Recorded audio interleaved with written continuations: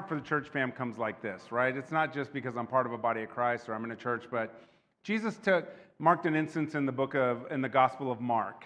And in chapter 3, early on in his ministry, he makes a difference between his earthly family and his Christian family, his people family, the church family. And he makes a difference. It says in verse 31, see, Jesus is in a house and he's healing people, and people are being healed, and there's ministry happening, and there's crowds gathered, and the house is full, and while he's there, then this happens, right? Starting at verse 31, it says, Then Jesus' mothers and brothers arrived. Standing outside, they sent someone in to call to him. A crowd was sitting around him, and they told him, Your mother and your brothers are outside looking for you. Who are my mother and my brothers? Jesus asked. Then he looked at those seated in a circle around him and said, Here are my mothers and brothers. Whoever does God's will is my brother and sister and my mother. So he does this thing where he says, hey, look, there's a difference between my earthly family and God's family.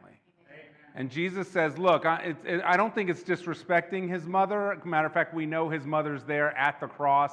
She's a part of Jesus' ministry throughout time. She's mentioned. We know that his brothers, even though they don't specifically maybe not believe in that moment, we know that two of them go on to be preachers of the gospel and write books in our Bible, right? So we know that his family is not disenfranchised from what he's doing.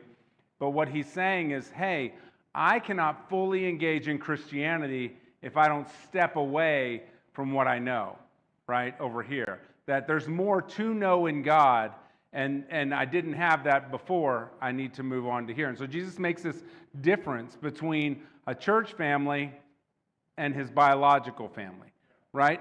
And I love that Jesus in Matthew 19 also promises that anyone who has to leave their father, mother, home for his sake will not only be rewarded in this life, but in the life to come, right? That there's even a reward in heaven to leave those things for the worthy cause of following Jesus, right? Now, I'm not advocating that a church family is above your earthly family or your biological family, or I'm not necessarily advocating that. I mean, I think Jesus' words speak for themselves.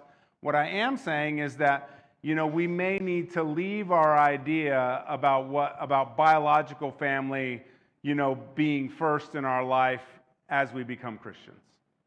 You know, when I grew up in places where, you know, family was everything, right? You know what I mean? We'd even stick up for them when they're wrong and stupid. You know what I'm talking about? You know? And so we would do that above it. We'd forsake our jobs, forsake people, forsake all kinds of stuff. But when you get into the church family and God desires to grow you, some of that has to be left over there, not over here. And I think Jesus makes this distinction. So I'm not mad at you if you were brought up like me or you have those things. But if you want to move closer to God, then we have to be closer to his family in what we're doing, right? We have to have a church family. And the church family is simply the body of Christ. Whether you're a part of the body of Christ here or part of the body of Christ globally, right? It's the body of Christ. We have a family of shared values and beliefs and our commitment to Christ. God is our Father in heaven. We have a family over here.